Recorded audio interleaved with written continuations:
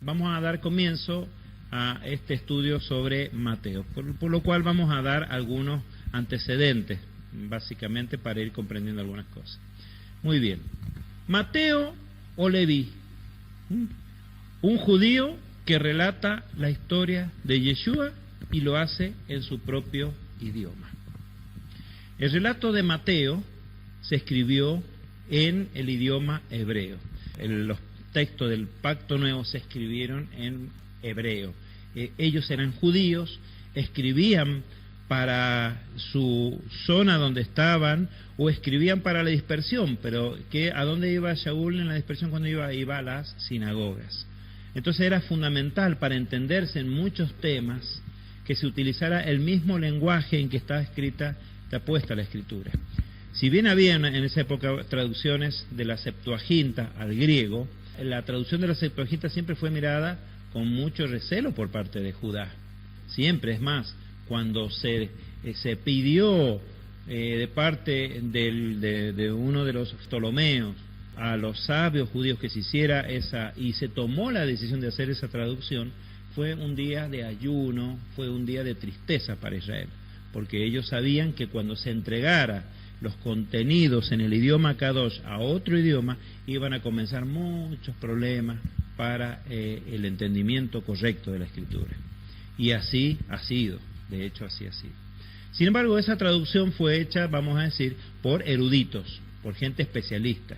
Se llamó a 70 sabios judíos para que hicieran esa, que fueron más, son 72. Pero en el siglo II antes de Yeshua se hizo esa traducción de lo que es el Tanaj, de lo que se le llama los textos del pacto, de los primeros pactos, o el Antiguo Testamento, como le llaman, mal llamados, y se hizo esa traducción, pero por especialistas se hizo, ¿sí? Por gente que conocía bien el idioma de fuente y conocía bien el idioma de destino. Sin embargo, así todo, ¿no es cierto?, fue un día de luto para Israel, el día que se comenzó a traducir la llamada, si ustedes la escuchan ahora, ¿cómo se llama esa traducción de los textos del Antiguo Testamento al griego, hecha en el siglo II antes de Yeshua, que la hicieron 72 sabios judíos? ¿Cómo se llama esa traducción? Septuaginta, también le llaman la 70, ¿sí? Cuando ustedes vean por ahí una L y dos X, hablando de una tal traducción, se refiere a la Septuaginta. Hay algunas Biblias basadas actualmente en la Septuaginta, Biblias cristianas. Por ejemplo, la de Junman, traducción católica, basada en la Septuaginta. O sea que no se tradujo del hebreo, sino que se tradujo desde el griego, ¿sí? Porque la Septuaginta es una traducción del hebreo al griego. Bien. Y por oposición, porque bueno, muchos dicen, lo que pasa es que la Septuaginta es más antigua, es del siglo II antes de Yeshua. ¿Qué tenemos de textos en hebreo? Como muy antiguo, tenemos el texto masorético de después de Yeshua. Es una compilación que se hizo en hebreo, ¿no es cierto?, que incluyó ya con las vocales y todo eso, y que eso es lo más antiguo que tenemos del hebreo. Bueno, hasta el siglo XX, en que aparecieron los rollos del Mar Muerto, que entonces sí tenemos una traducción, o digamos una versión, no una traducción, una versión original, digamos en hebreo, un poco más, bastante más antigua que el texto masorético. Bueno, a veces no están todos bien completos todos los rollos, pero bueno, todo eso lleva años de revisión hasta que empiecen a salir versiones basadas en los textos de Qumran o del Mar Muerto, ¿sí?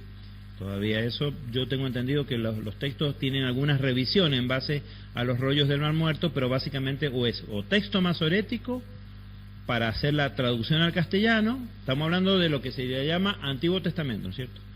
Toman o texto masorético o toman Septuaginta, son los dos principales de los que se toman para traducir al castellano. ¿Se entendió? ¿Más o menos?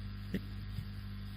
Bien, pero hablando de los textos del Nuevo Testamento, grandes discusiones, porque hay acérrimos defensores que dicen que todos los textos del Pacto Nuevo se escribieron en griego. ¿Por qué? Porque era el idioma universal en ese momento.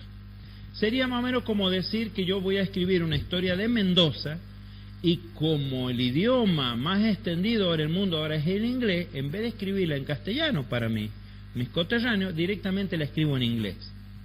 Como nosotros vemos, no tiene mucha lógica el pensamiento. Uno escribe para sus coterráneos, ¿no es cierto? Ellos escribían acerca de eran compilaciones de la historia del ungido del Eterno. Y donde más se estaba rechazando eso era entre el propio Judá, o sea, Judá, gran cantidad de judíos estaban creyendo en que este varón que había aparecido, este Moré, este maestro que había aparecido, es en verdad lo que él dijo que era el ungido del Eterno.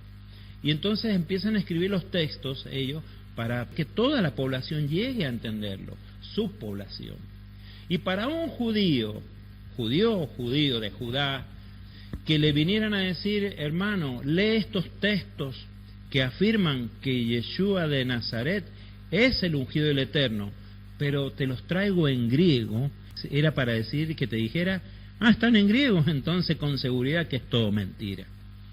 Porque ellos tenían un gran recelo contra lo que fuera griego. Entonces, lógicamente, por todos lados se entiende que estaban escritos en hebreo. Esta es la lógica, ¿no es cierto? Tenemos un testimonio, hay una traducción de Mateo, hecha, digamos así, que como que está el original en hebreo, que se llama el Mateo Shem Tov, ¿no es cierto? Y bueno, algunos discuten de la antigüedad de esa traducción, está como en duda, bueno, está bien, podríamos dejarla. Pero tenemos un testimonio, y un testimonio que nos viene desde adentro del cristianismo, sobre el tema de la originalidad de que Mateo se escribió en hebreo. Bien, por lo menos Mateo para empezar, ¿no? Y entendemos que para todos fue igual. Bien, hay un escritor que en el cristianismo se le llama uno de los padres de la iglesia, que se llama Eusebio de Cesarea, ¿sí? Que vivió ahí alrededor del siglo II, III, después de Yeshua, ¿no? Él escribió unos libros, una serie de estudios que se llaman Historia Eclesiástica, o sea, la historia de la iglesia. Bien, donde pone testimonios propios de la historia, cosas que él vio que ocurrieron, y cita a otros escritores anteriores a él, copia textos enteros. Es importante que copió de algunos autores anteriores a él, porque lo único que nos ha quedado de esos autores anteriores a él es lo que él copió. Los textos originales de esos otros autores se perdieron. Todo hablando en griego, ¿no? Este Eusebio de Cesarea era un seguidor de Orígenes, un filósofo griego. O sea que ya estamos hablando de un tiempo en que la filosofía griega ya había invadido ya plenamente todo las asambleas que habían nacido en Jerusalén, pero que estamos hablando de la dispersión, ¿no es cierto? ¿Por qué? Porque estamos hablando del siglo II, III después de Yeshua, y ya todo lo que es Israel, lo que es Jerusalén, había sido totalmente dispersado por los romanos. En el 135 después de Yeshua terminan las guerras judeo-romanas y ya terminan con la destrucción completa de todo y la dispersión de todos ellos, ¿sí? O sea, lo único que nos queda es los que estaban en la dispersión. Por eso, fíjense la sabiduría del Eterno, cuando él manda a Shaul, manda a los discípulos, los mandan que empiecen por Jerusalén, pero que vayan yendo a la dispersión, porque él sabe que finalmente donde va a quedar las cosas es ahí. Y bueno, entonces Eusebio de Cesarea se movió en aquel tiempo, por ejemplo, que se discutía si era verdad lo de la Trinidad o no, ¿no es cierto? Y él, como seguidor de Orígenes, Eusebio pensaba en una dualidad, no en una Trinidad, en un Dios principal y un Dios secundario, el Padre y Yeshua, ¿no es cierto? Y uno de los defensores de la unicidad absoluta del Eterno, quien fue Arrio, ¿no es cierto?, cuando cayó en desgracia ya, porque después del concilio convocado por Constantino, ¿no es cierto?, se decidió que no había nada de eso de unicidad ni de dualidad, es Trinidad. Habiendo caído en desgracia, Arrio fue digamos, recibido en su congregación y en su asamblea, en su zona de influencia, por Eusebio de Cesarea, quien lo protegió, ¿no es cierto?, también.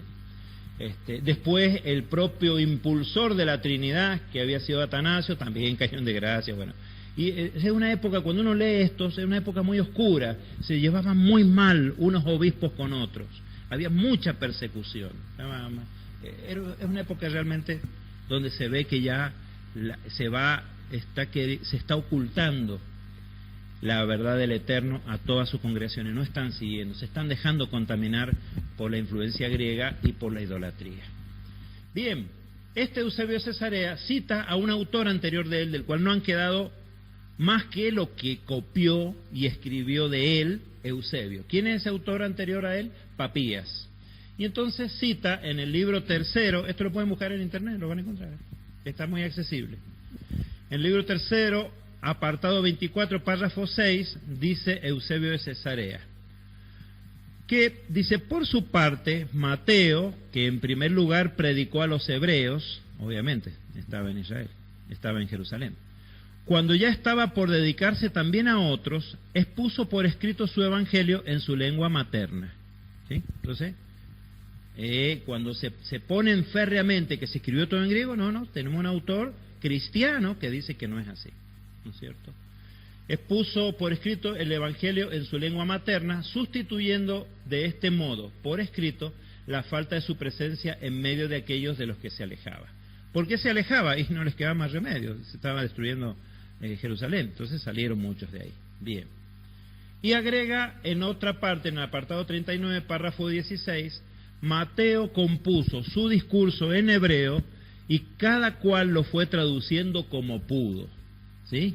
Entonces, ¿qué está diciendo este escritor cristiano, que es del siglo II, III? Que Mateo se escribió en hebreo. O sea que acá se terminan esas discusiones de que todo el Antiguo Testamento se escribió, todo el Nuevo Testamento se escribió en griego. No es así. Bien, con este testimonio es muy importante, pero nos quedamos con unas palabras que dijo este escritor citado por Eusebio, quien es Papías. Papías me menciona algo muy importante al final, dice: cada cual lo fue traduciendo como pudo. Entonces están mostrando que había alguna clase de dificultad en las traducciones, ¿sí? Bien, entonces dijo Papías, cada cual lo fue traduciendo como pudo. Una situación muy distinta a la que tenemos hoy en día. Hoy en día, ¿no es cierto?, tenemos muy buenas traducciones.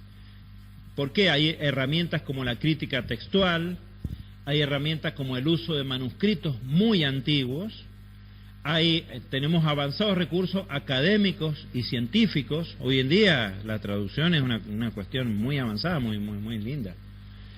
Y además hay sociedades bíblicas de traducción, o sea que tenemos muchas cosas a favor.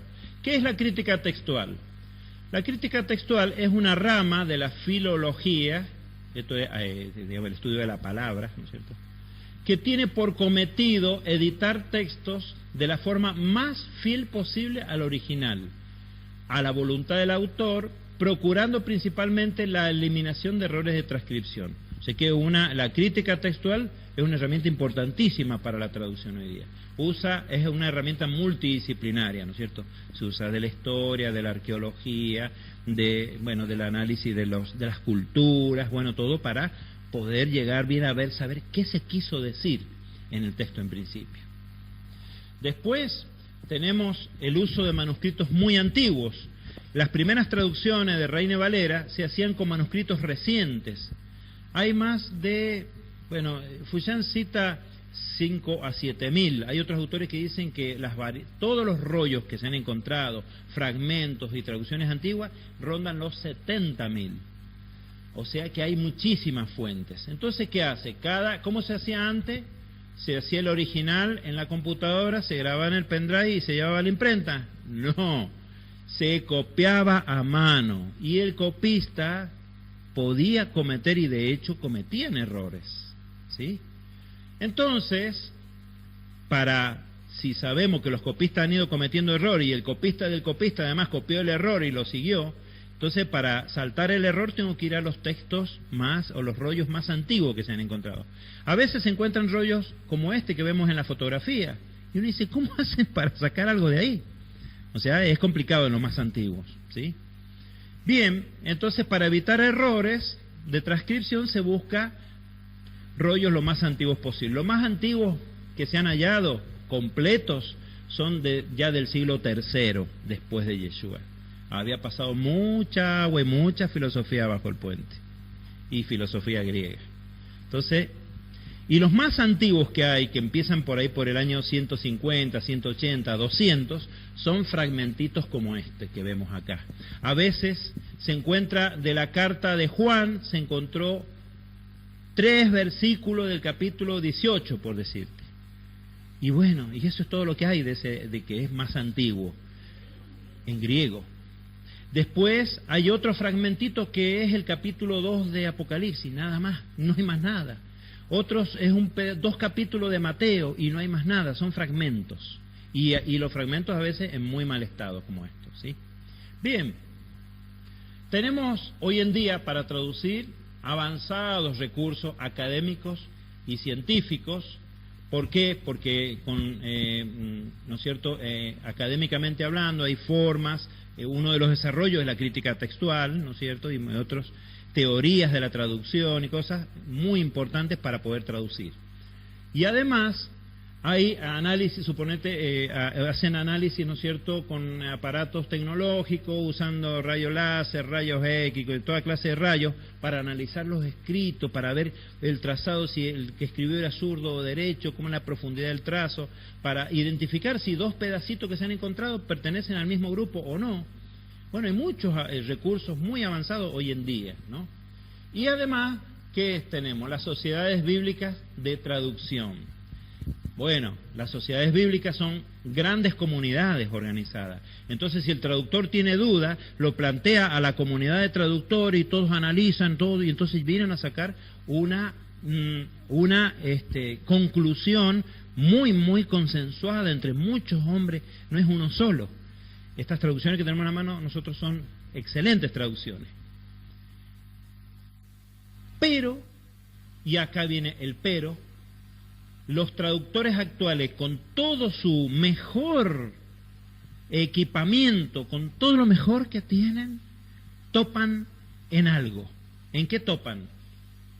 En que lo mejor que tuviéramos se tradujo como se pudo. O sea, es como si yo dijera, mirá, quisiéramos desarrollar una Ferrari, pero lo único que hemos encontrado es un Fiat 600 que estaba oxidado allá en el medio del campo. Y por más que lo restauremos, nunca va a ser una Ferrari, es un Fiat 600. Por más que lo restauremos, nunca va a pasar de ser un Fiat 600. No, tenemos unos métodos avanzadísimos, pero no va a ser nunca una Ferrari. Entonces pasa lo mismo acá, que las traducciones que se hacían en aquella época, de las cuales nosotros podemos levantar muy buenas traducciones, pero ellos a su vez, el que está en la cabeza de la cadena, no es una buena traducción. Quienes traducían del hebreo al griego eran personas comunes que solo conocían ambos idiomas, y que Papía dice que además lo traducían como podían. ¿Por qué? Porque no es lo mismo hablar el hebreo que leerlo. Yo puedo saber todas las palabras, cómo se dice, puedo saber cómo se ¿no es cierto?, cuál es la sintaxis, ¿no es cierto?, para hablar correctamente. Puedo tener hasta una forma de hablar en hebreo, se puede hablar de forma culta o puede hablar como habla la gente más común, ¿no es cierto? Entonces hay distintas, te puedes hablar como los más cultos, tener todas las formas correctas, pero no lo sabes leer. Y entonces ahí te topas con un problema. ¿Por qué? Porque si fuéramos que vamos a traducir del inglés al castellano, donde por lo menos tenemos la tipografía latina en común, pero acá ni siquiera eso. Y para colmo, estos hebreos, que se le ocurrió a Dios, no se escribe de izquierda a derecha, sino encima escriben. Entonces era dificultoso para las personas, y Papía da testimonio diciendo que tradujeron como pudieron. Entonces, de ese trabajo defectuoso que se hizo al principio, ahora le podemos aplicar las mejores técnicas que se desee, pero el trabajo original es defectuoso. como veíamos el otro día, por ejemplo, la palabra Moedim, que significa estaciones o festividades. Y a veces también claro. Ahí no sabe... En Moedim se traduce como estaciones, sí, pero en realidad significa solemnidades. Claro. Cierto. Sí, había un método y un reglamento para copiado. Eso es fundamental, entonces no se perdonaban errores. Se introdujeron cambios autorizados por, ¿no es cierto?, por la cúpula rabínica a veces, porque decían, no pongan más el nombre, entonces ponían Hashem en vez de Yahvé, ¿no es cierto? Pero un escriba por sí mismo no podía cambiar o agregar o decir, si acá en Jeremías dice esto, lo voy a completar con Isaías, porque se completa la idea. Jamás se podía hacer eso. En cambio los escribas sí completaban Mateo con Lucas, porque Lucas a lo mejor daba más detalle, entonces le agregaron. Entonces ahí tenemos nosotros a veces, por ejemplo en la Biblia textual actualmente, que hay versículos que no están puestos en la Biblia. ¿Por qué? Y porque se sabe que eso, algún escriba travieso, le pareció bonito completar las palabras de Mateo con las de Lucas, o las de Marcos con las de Juan. Entonces, esta situación a mí me lo voy a completar. Eso estaba en los textos hebreos originales, estaba completamente prohibido, lo cual constituye una seguridad. Perdón. Bueno, por ejemplo, ya entiendo la pregunta. Sí, por ejemplo, la Septuaginta es una mejor traducción. Sí, completamente, del hebreo al griego. ¿Por qué? Porque fue hecha por especialistas, por eruditos, y además con una disciplina, de decir, no se agrega. Y si ahí se hace un cambio, entonces era una comunidad, era como una sociedad bíblica. Se consultaban entre todos. ¿Qué hacemos con este verso? ¿Cómo se lo traducimos al griego, este tema? Y por ahí se autorizaron ellos algún cambiecito. Hay algunos cambios, hay algunos pequeños cambios. Pero era una cosa discutida y consensuada. No era porque se le ocurriera a alguno de ellos. Entonces, bueno, entonces de la parte del Antiguo Testamento sí hay rollos en hebreo, antiguos. En cambio, en la parte del Nuevo Pacto, bien, todavía no se encuentra nada en hebreo. Lo que se ha encontrado nada en hebreo. Ajá. Sí hay una teoría del que Mateo Shem Tov sí viene de rollos que originalmente, pero es una teoría que está como discutida, ¿tá? Y tiene sus defensores y sus detractores. Ahora, respecto de lo que es el texto masorético, lo que es la Septuaginta, o aún lo que son los rollos del Mar Muerto, en eso no hay discusión. Son auténticos, son antiguos, eso es concreto, ¿no es cierto? Ahora, la gente, ¿no es cierto?, que traducía, lo hacían como podían, pero no eran ni lejos especialistas en lingüística ni traducción. Era gente de buena voluntad que hablaba los dos idiomas y decía, hagámosle una copia también de Mateo a los hermanos que están, ¿no es cierto?, en Macedonia. Entonces, de buena voluntad se ponían y lo traducían como podían, pero no eran especialistas. Entonces, esos originales que tenemos, ¿no es cierto?, parten de una base que no es la mejor que podría tenerse. Okay, eso que decís, me acuerdo del otro día que veíamos en la tele un documental, así, sí, como que eran unos misioneros que estaban en una tribu, sí, y que ellos como pudieron, era un matrimonio, y habían traducido a ese idioma, sí, creo que los primeros... Para una tribu de Papúa Guinea, sí, pero para una tribu de entre... Y lo habían hecho como podían ellos ahí. Claro, es una zona selvática donde viven 1 millón de personas distribuidas en pequeñas tribus, y cada una tiene su dialecto. Y unos misioneros norteamericanos, hace 20 años que están ahí, y le están traduciendo la Biblia al idioma de ellos. Y dice, pero ellos son misioneros. Hablan los dos idiomas, pero no son especialistas, ¿no es cierto? Pero para la función evangelística sirve. Ahora, para una cosa más estricta, lingüística, y querer saber bien, ¿no es cierto?, cuál es el significado de una palabra, analizándola, y la hizo una persona que no es especialista, ¿no es cierto? Hay que entender esas limitaciones, ¿no? Esto es cosa muy cotidiana. Parece todo muy de mucha erudición esto de las traducciones, pero cuando lo ve, se reduce a cosas humanas, muy simples. Bien, esas traducciones, por ejemplo, como decíamos recién, no se pueden comparar con la Septuaginta, que es una traducción seriamente hecha. Bien, ¿quién era Mateo? ¿Quién era Mateo? Bueno, Mateo, ustedes lo ven ahí en la ilustración. ¿Quién se imaginan que es Mateo? ¿El que está de pie o el que está sentado? El que está sentado. ¿Y qué está haciendo? Está cobrando impuestos. Bien, Mateo era uno de los 12 discípulos de Yeshua, era uno de los 12. ¿Se acuerdan que después aparecieron 70, llegaron a ser 72, después llegaron a ser 120? Pero Mateo está entre los primeros 12, o sea que un testigo muy fiel, muy directo. El propio Mateo se llama a sí mismo Mateo en su evangelio, en su testimonio, ¿no?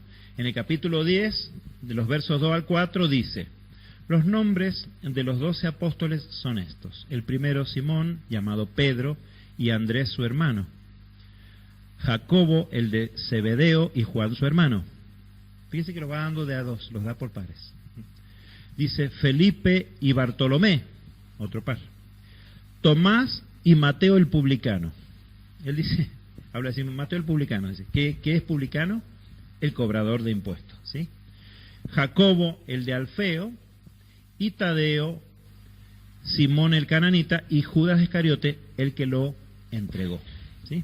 Bien, entonces, mencionando a los 12 discípulos, él se menciona a sí mismo como el publicano, pero ¿estará hablando de sí mismo? Tenemos dudas, hay que demostrarlo. Como decíamos más temprano, leemos, dudemos. Dudemos, investiguemos. Investigamos, llegamos a la verdad. Bien. Por empezar, ¿se llamaba Mateo o más bien se llamaba Leví? Vamos a ver. Esto está descrito en Mateo capítulo 9. Vamos a ver un pasaje para encontrar 3 testigos de quién es este Mateo. Mateo 9, 9 al 13, Marcos 2, 14 al 17 y Lucas 5, 27 al 31. Bien, entonces, fíjense el relato de Mateo, diciendo, pasando de allí, Yeshua vio a un hombre sentado en el lugar de los tributos llamado Mateo. Fíjense cómo lo describe Marcos. Pasando de allí vio a Leví, el de Alfeo, y después en Lucas dice, después de estas cosas, Yeshua, por supuesto, salió y observó a un publicano de nombre Leví. ¿Sí? Bien, ¿dónde? Dice, los 3 dicen, sentado en el lugar de los tributos. ¿Sí? ¿Ves? Por eso la imagen estaba sentado.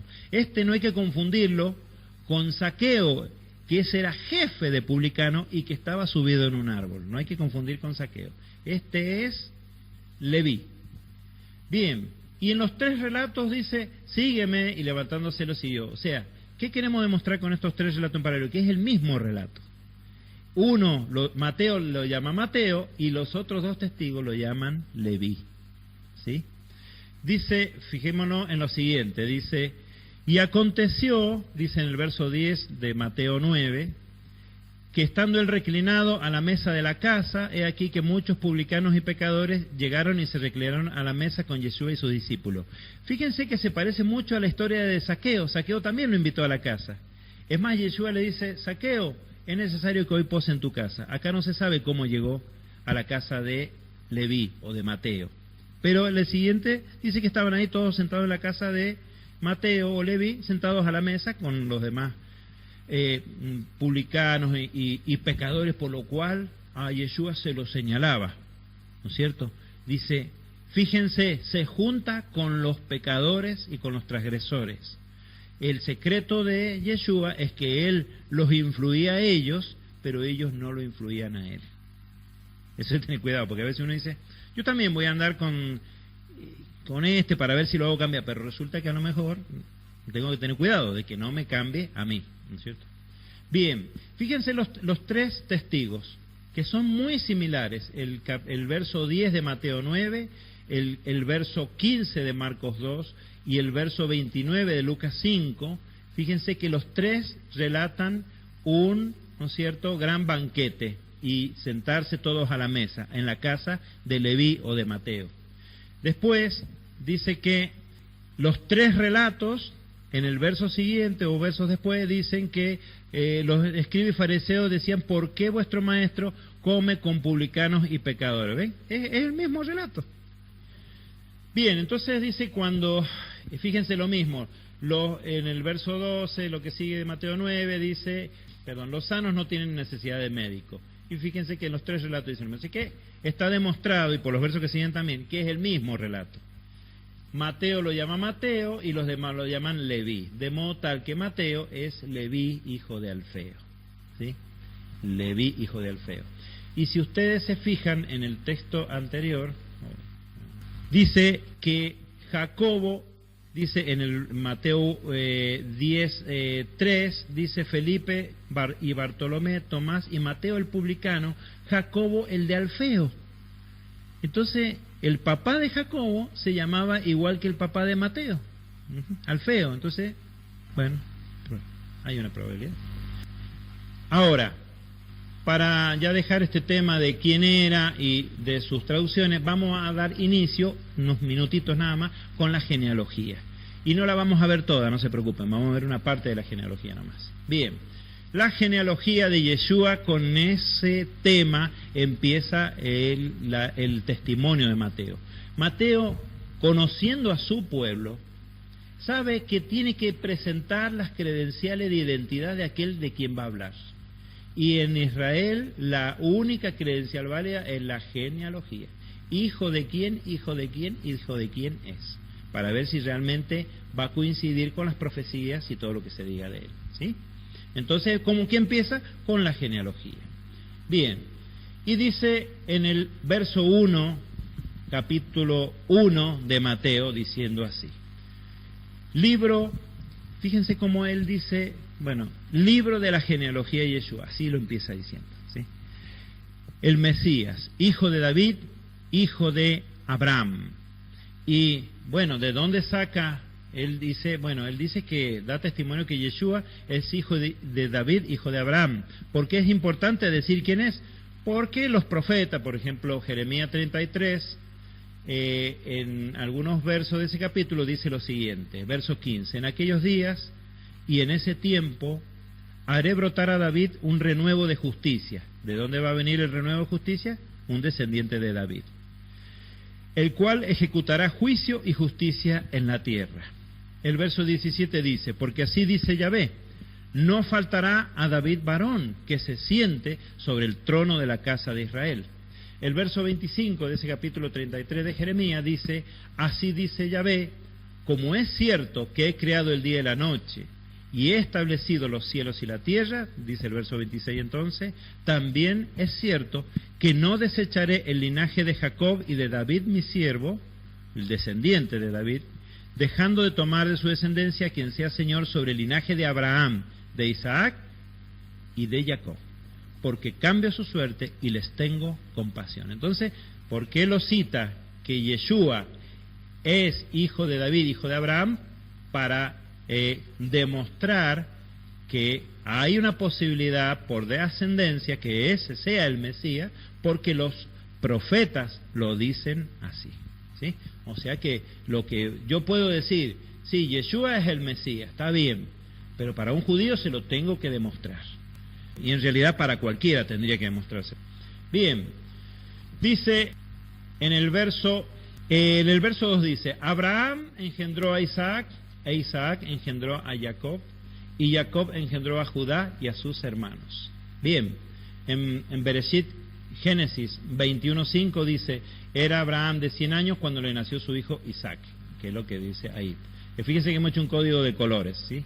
Cada parte de la afirmación la vemos en cada color también de en qué pasaje sale. Isaac engendró a Jacob. Bueno, pues en Bereshit, Génesis 35:27 dice, y fue Jacob a su padre Isaac en Manre, ciudad de Arba, que es Hebrón. Bueno, entonces estamos viendo que sí, en la escritura lo dice así. Jacob engendró a Judá y a sus hermanos. Eso lo encontramos en Bereshit, Génesis 35, verso 23, que enumera desde ahí hasta el verso 26 todos los hijos de Jacob, los 12, ¿sí? Bien, verso 3. Judá engendró de Tamar a Farés y a Sara, y Farés engendró a Esrom, que es Hetzron, y Esrom engendró a Aram, que es Ram. Ustedes, ¿por qué hacemos esta aclaración? Del verso 3 dice que Judá engendró de Tamar a Farés y a Sara. Ustedes toman el buscador, buscan a Farés y a Sara y lo van a encontrar por todos los textos de los primeros pactos, el Tanaj. Ahora, si ustedes buscan Esrom, así como está escrito en el castellano acá, lo buscan y no lo van a encontrar por ningún lado. Pero se van al Mateo de Shem Tov y no dice Esrom, dice Hetzrom. Y ahí lo buscas de esa manera y sí lo vas a encontrar por todas partes, ¿sí? Y lo mismo con Aram, es Ram, ¿sí? Bien, entonces, bueno, eso lo encontramos. Judá engendró de Tamar a Fares y a Sara.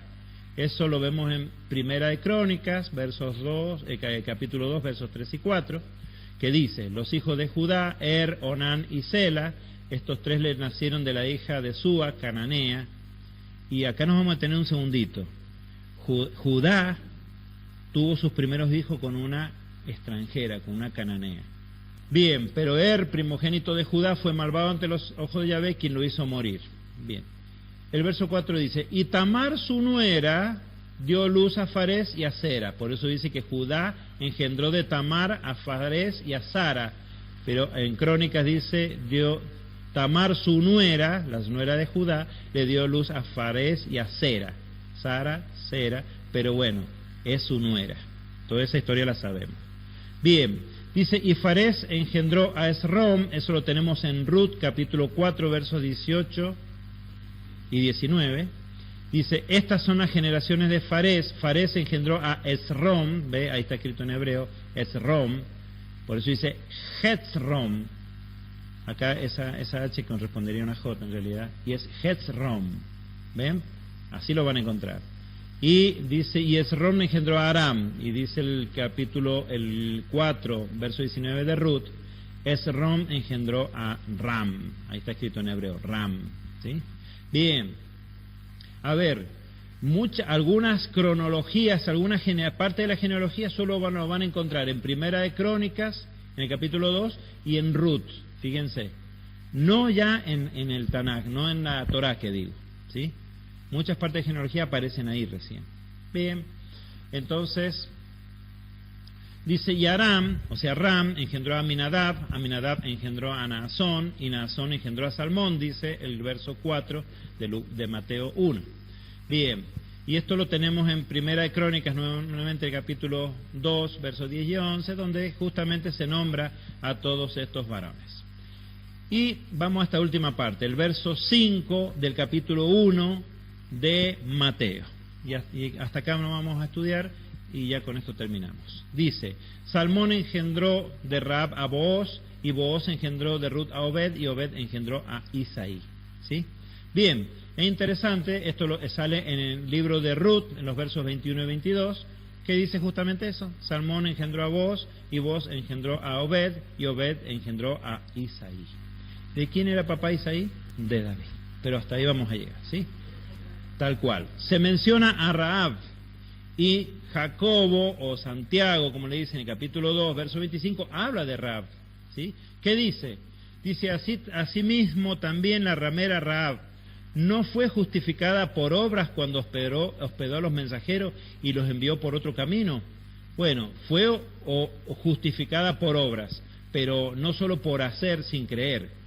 Hizo lo que hizo porque tenía una convicción. Bien. Entonces, también se menciona a Ruth la Moabita en esta genealogía. ¿Y por qué nos detenemos en esto? Porque son dos extranjeras, ¿sí? Se menciona a Ruth la Moabita, dice en Ruth 2.2, dice: y Ruth la Moabita dijo a Noemí: te ruego que me dejes ir al campo y rebuscaré las espigas detrás de cualquiera. Bueno, y sigue el texto. Pero dice Ruth la Moabita, o sea que Ruth era no israelita, sino que era de Moab. Si era de Moab, ¿de qué pueblo desciende? De los moabitas, y por tanto es descendiente de Lot, Ruth. Extranjera, pero no tan lejana. Bien, veamos ahora esta intervención o esta entrada de extranjeros en la genealogía de Yeshua. Fíjense, israelitas de Judá, Salmón, que se casó con una cananea de Jericó, ¿sí? Y a su vez de ese matrimonio nace Booz, ¿no es cierto? Y Booz se casa con otra extranjera, siguiendo el ejemplo de su padre. Mi papá hizo así que yo voy a hacer algo parecido. También se casó con una extranjera, se casó con Ruth, y del matrimonio de ambos nació Obed, de quien nació Isaí. Pero vemos que ingresa a la genealogía de Yeshua 2 mujeres extranjeras. Y uno, por supuesto, se pregunta, ¿por qué? Porque en Devarim 7, en Deuteronomio 7, versos 1 a 5, dice lo siguiente. Dice, cuando Yahvé, tu Elohim, te haya introducido en la tierra donde vas a entrar para poseerla, y haya expulsado de delante de ti a numerosas naciones, al Eteo, al Gergeseo, al Amorreo, al Cananeo, al Fereceo, al Ebeo, al Jebuseo, 7 naciones mayores y más fuertes que tú, y Yahvé tu Elohim las haya entregado ante ti y las hayas derrotado, ciertamente las dedicarás al exterminio. No concertarás pacto con ellas, ni tendrás compasión de ellas. ¿Sí? Fíjense que en estas naciones no nombra a Moab, ni tampoco nombra a Amón. ¿Está bien? ¿Por qué no nombra a Moab y no nombra a Amón? Son descendientes de Lot, son parientes. ¿Sí? Bien, no emparentarás con ellas, dice, no darás, fíjense, tus hijos a sus hijas, ni tomarás de sus hijas para tus hijos. Entonces, ¿por qué, no es cierto, si sabemos que la Torah es anterior a Sinaí, ¿por qué tomaron hijas de extranjeros estos descendientes de Judá? Hicieron lo mismo que había hecho Judá, se había casado con una cananea en un principio, pero después tomó otra esposa y otro, después tomó a Tamar, su nuera, sin saberlo. Bueno, y ahí sigue la línea de Yeshua. Pero si hay una prohibición de tomar hija extranjera, entonces Yeshua es parte de un tema de prohibición en Israel. ¿Por qué? Dice, porque apartaría a tu hijo de seguirme para servir a dioses ajenos, y la ira de Yahvé se encendería contra vosotros y no tardaría en destruiros. Entonces, tenemos que decir eso. No hay nada en la Torah que nos pudiera solucionar un poco este entredicho. Bien, está bien. Marco está citando un caso en que se puede. Podía llegar a haber un proceso mediante el cual quizás pudiera tomar una extranjera. Y lo prevé la Torah. Está bien. Perfecto, Marcos. En Devarim 21, versos 10 a 13 dice eso. Dice, cuando salgas a la batalla contra tus enemigos y Yahvé tu Elohim los entregue en tu mano y los tomes en cautiverio, y entre los cautivos veas alguna mujer hermosa y te prendes de ella y desees tomarla por mujer tuya, la introducirás, dice, ¿qué harás? 2 puntos. La introducirás en el interior de tu casa y ella rapará su cabeza y se cortará las uñas, luego se quitará el vestido de su cautiverio y se quedará en tu casa llorando a su padre y a su madre durante un mes, después podrás allegarte a ella y tú serás su marido y ella será tu mujer. Está hablando de una excepción, pero tenía que pasar por todo esto que describe en realidad un proceso de conversión. No lo vamos a analizar ahora en profundidad, pero todo esto son puntos que describen de qué manera la mujer tenía que dejar lo anterior y tenía que venir a tomar lo nuevo para poder formar parte de Israel. Bueno, en ese sentido, la única forma que una extranjera pueda unirse a Israel es por medio del proceso de la conversión. Bien, tenemos descrito el proceso de la conversión y yo se los dejo como tarea ahora. En la conversión de Rahab, pueden leerla en Josué 2, versos 1 al 22, de qué manera ella protegió a los espías que habían entrado a espiar a Jericó, de cómo ella los hizo descender por la ventana de donde estaba ella, su casa, digamos, en la torre, y cómo le dijeron ellos que pusiera un cordón de grana colgado ahí para que se supiera que ese lugar no había que destruirlo. Todo con un gran contenido profético, porque el color grana es el color rojo, ¿sí? Entonces, bueno, ahí estamos viendo que ella es salvada y después fue tomada, después de un proceso de conversión, con seguridad, fue tomada como esposa por Salmón, ¿sí? Bien. Y después tenemos la conversión de Ruth, que yo también se lo dejo como tarea para leerlo, en el capítulo 1 de Ruth, los versos 1 al 18, donde termina después que Noemí por 2 y 3 veces trata de decirle que se aparte de ella, ella sin embargo dice, tu pueblo será mi pueblo y tu Dios será mi Dios. Había hecho Ruth ya un proceso de conversión por lo cual es incorporada. No sabemos el origen de Rahab. Yo me inclino por pensar, personalmente, una idea nada más, que sería amonita, sería pariente. Como Ruth es moabita, era pariente, lejano, pero pariente, ¿sí? Bien, entonces, bueno, los moabitas y los amonitas son descendientes de Lot. Bien, vamos a dejar el estudio acá. Entonces lo dejo como tarea, Josué 2 y Ruth capítulo 1, para leerlo en casa, para ver que estas dos mujeres sí se incorporaron a la genealogía de Yeshua, pero siguiendo un proceso de conversión.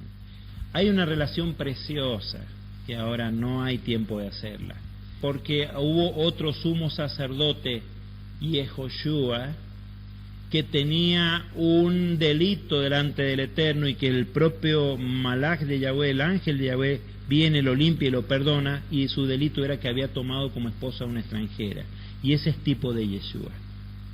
Y Yeshua también ha salido a las naciones a buscar a la que se había convertido en extranjera, ¿no es cierto? Pero no volverá para ser la novia si no hace el proceso de conversión.